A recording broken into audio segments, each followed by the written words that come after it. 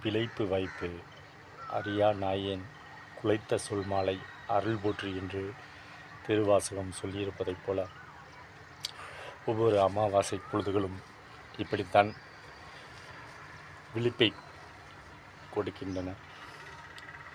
எல்லார் வீட்டிலும் எல்லோர் குடும்பத்திலும் எப்படியாவது ஒருவர் ஜமீனாக இருந்திருப்பார் தானே.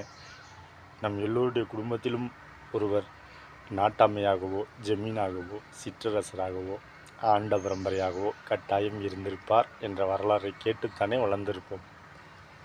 இருப்பினும் காலை நண்பகல் நடும் பசி